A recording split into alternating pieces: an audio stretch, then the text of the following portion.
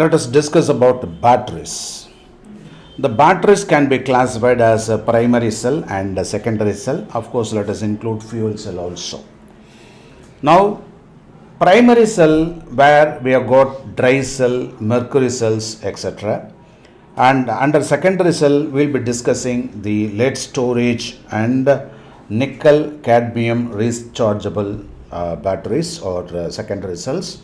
Then under fuel cell, I will be explaining about the hydrogen oxygen fuel cell.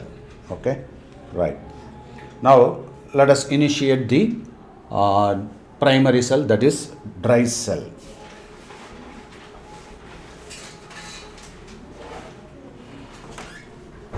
Dry cell is a primary type, and here the anode is negative, and that is nothing but the zinc container. This is nothing but the zinc container.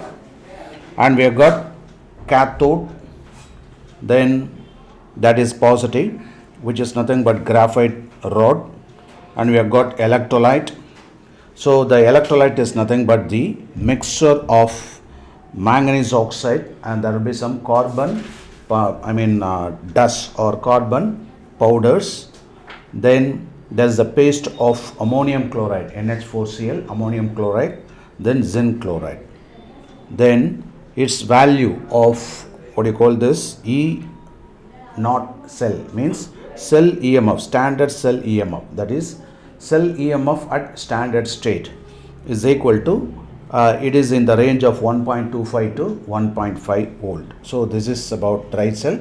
So whenever you explain about any battery, you should first of all classify the type of cell, what is anode, what is cathode, what is the electrolyte.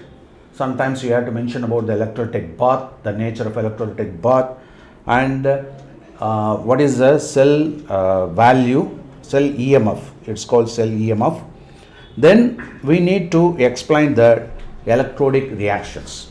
So in the case of dry cell, you have got the electrode reactions. As I already explained, at anode oxidation occurs. So here oxidation occurs.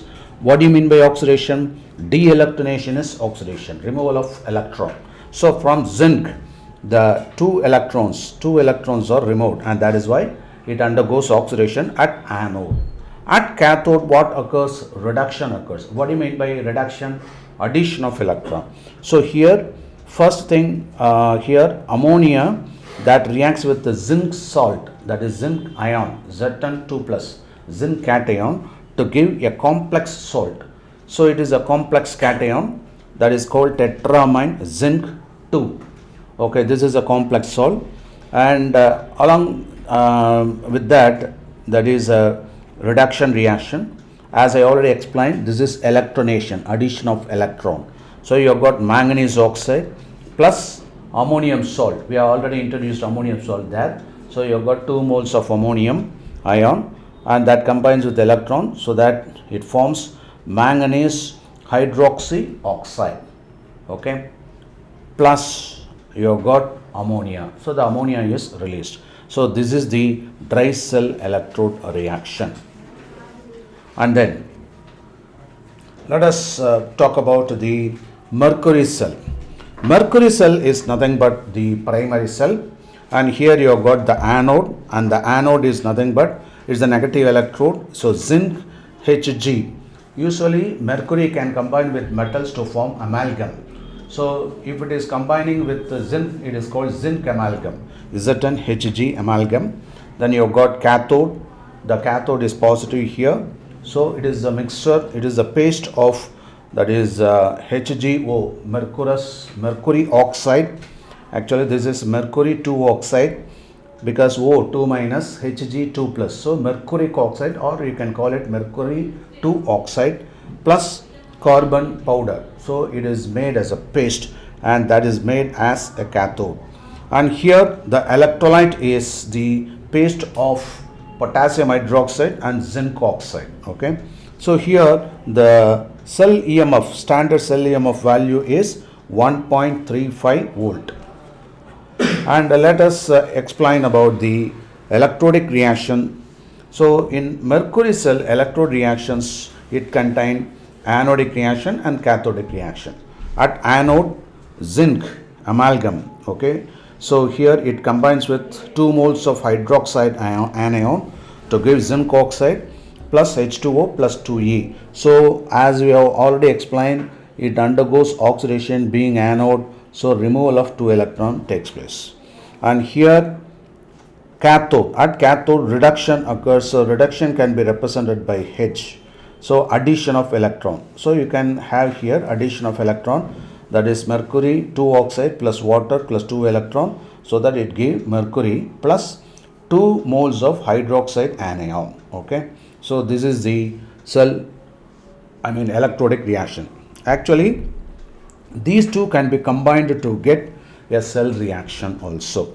So in that case, you can combine like this. For any electrodic reaction, you can combine two, electrodic reaction. Now you can write this as ZnHg amalgam. Okay, and here 2OH minus, these two can be cancelled. 2 electron can be cancelled. Water can be cancelled. So the result is, that is ZnHg plus HgO, okay, to give ZnO plus Hg. So this is called cell reaction. So what do you call this? Anodic reaction. What is this anodic reaction? Oxidation.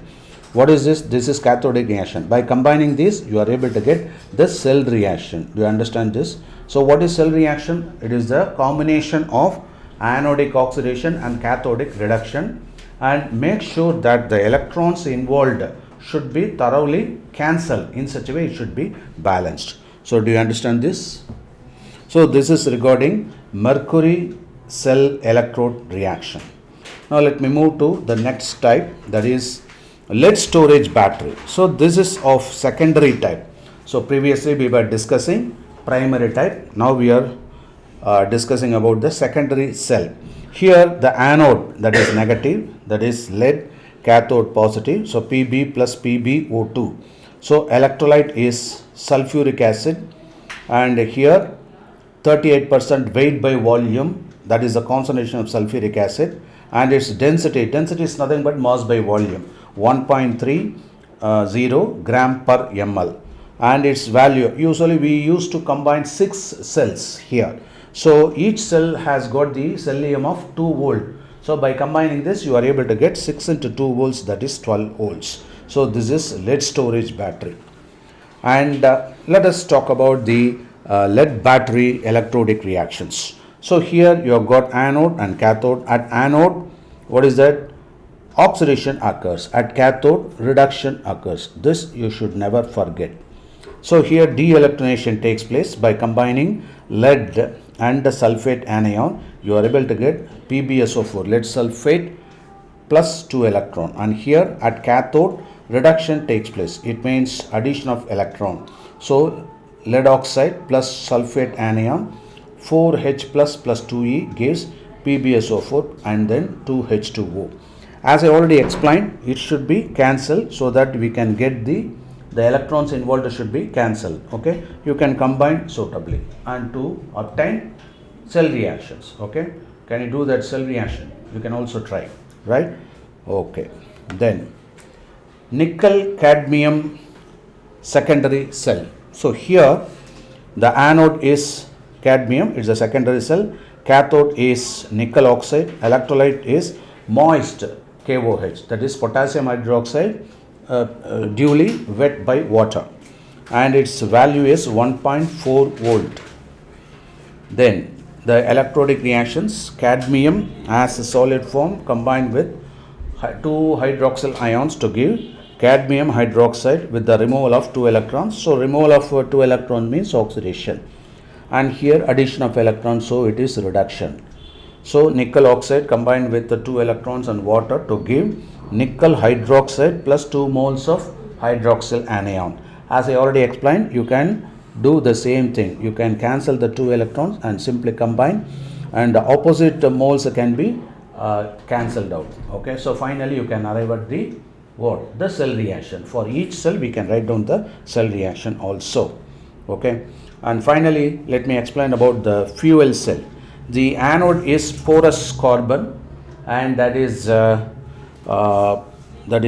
interacting with the platinum and palladium, and that is made as a paste, and it is available as a fine powder that is applied on the platinum electrode. And you have got the porous carbon, so that it has got a better electrodic surface area also. And similarly, cathode, as I already mentioned, the same electrode sometimes can be used.